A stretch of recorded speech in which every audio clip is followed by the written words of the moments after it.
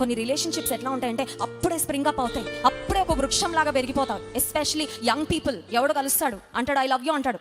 అమ్మాయికి చాలా వింతగా అనిపిస్తుంది, ఎందుకంటే అప్పటి వరకు ఐ లవ్ యూ నాకు ఎవరు చెప్పలేదు. మా మమ్మీ చెప్పలేదు, మా డాడీ చెప్పలేదు. మమ్మీ డాడీ కొంచెం మీరు చెప్తా ఉండండి మీ పిల్లలకు అప్పుడప్పుడు.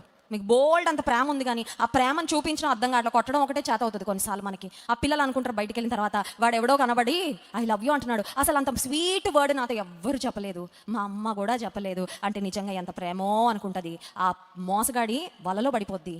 కొన్ని రోజులు అయిన తర్వాత అర్థమవుతుంది అది నిజమైన ప్రేమ కాదని. అర్థమైన తర్వాత హార్ట్ బ్రేక్ అయిపోద్దండి, గుండె పగిలిపోతుంది.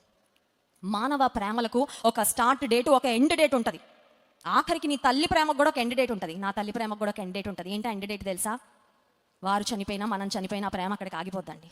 తల్లి చనిపోయాక తల్లి ప్రేమ తిరిగి ఇంకా మనకు అందించగలదా? బ్రతికున్నంత వరకే ఆ ప్రేమ.